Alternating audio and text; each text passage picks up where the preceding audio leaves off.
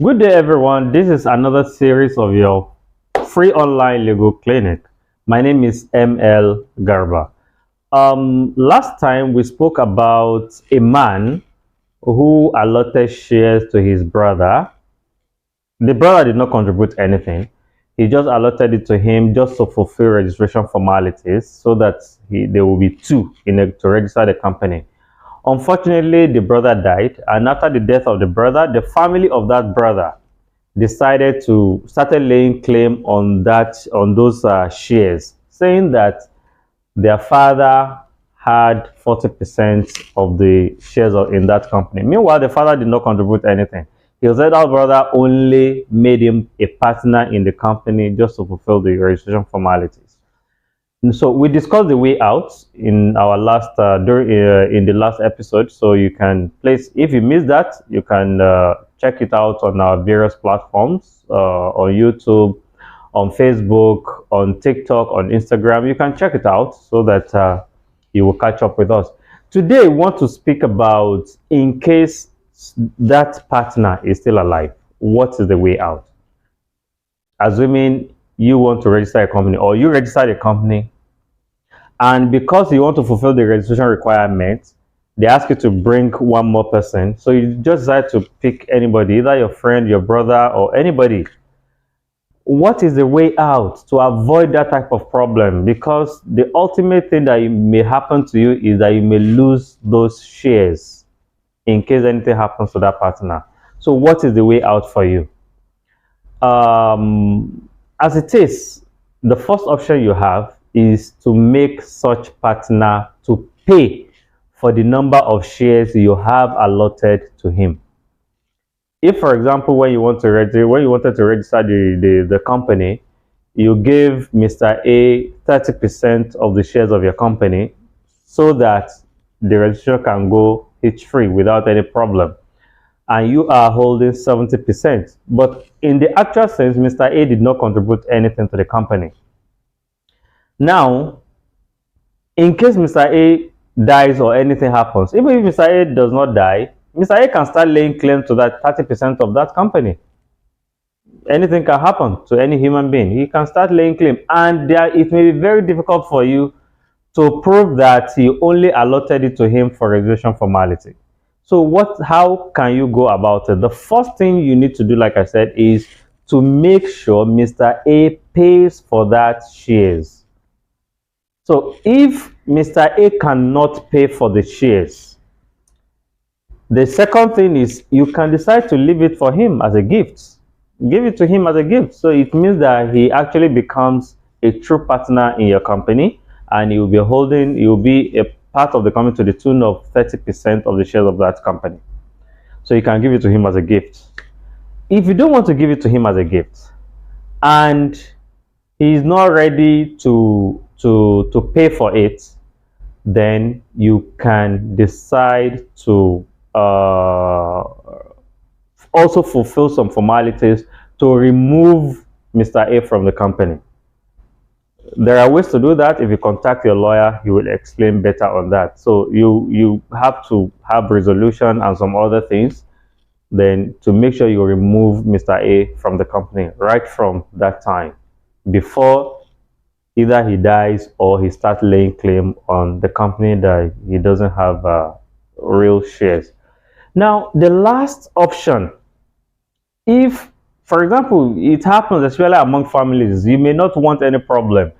You don't want to leave it to him as a gift.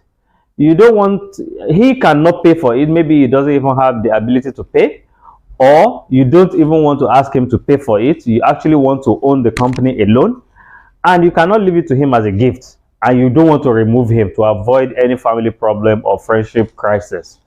Then you can do you can establish what we call trust relationship. And this time around, since he's still alive, you can formalize it. You have what we call deed of trust. Deed of trust in the sense that he will be holding those shares in trust for either your children or for any beneficiary, or even for you. So you can have what we call deed of trust. For how to draft deed of trust, you can contact your lawyer, of course. they can draft a deed of trust for you. Or in alternative, if you cannot create a deed of trust, you can create a memorandum of understanding to show that he is merely a shareholder of the company to fulfill registration formalities, but the shares in actual sense belongs to you. This is the option. This is another alternative to deed of trust. But if I'm to advise, generally, it's better you do deed of trust than to just do a mere memorandum of understanding. So with that deed of trust, whatever happens to the shares, whatever interest, profits accruable to those shares or the holder of the shares will still come back to you because that person will be holding it as a trustee. It's just like you give somebody something to somebody. Okay, keep this thing for me. That's the way it will be. Meaning that at any time you want it, you can actually request for that thing again. So these are the options you have. Meanwhile, if you have not incorporated any company, you have not registered the company, you just want to, you have the option to actually register the company alone. Before, you needed a partner before you can register a company, but now it is not a must. Under the new law, one person can register a company, only that the company cannot be anything but a private company. So you can register only a private company. So if you register a private company, you'll be the only shareholder, the only member, and all that, and there's no problem. So far, you fulfill all the duties, you perform all the functions and of a private company. So this is the way out for you in case you have not registered a company, or in case you have registered a company and you have somebody as a partner. So if you go through this procedure, you can pick out of all these options in order to protect not only the company but yourself and also the person you allotted shares to, because nobody knows tomorrow. Anything can happen, and it is because of that that you need to be proactive. You need to do something that will protect your interests in the future, because you don't know what may happen. You and the man may actually be in a very good relationship. You may not have problem, but you don't know what may happen after he dies. His children or his family relations or anybody can start laying claim on what they did not sow, and that may be to your own detriment or to the detriment of your own family. It may not even be him. Death may come even to you. It can come to anybody. So your that type of thing or that type of negligence will now be added to the detriment of your children or the people that will inherit you. So please, if you have any specific question or any clarity, please feel free to reach out to us on various platforms, on Facebook, on YouTube, on Twitter, on Instagram, on TikTok. You can see all the handles on your screen, so you can contact us on any through any of those platforms. Thank you very much.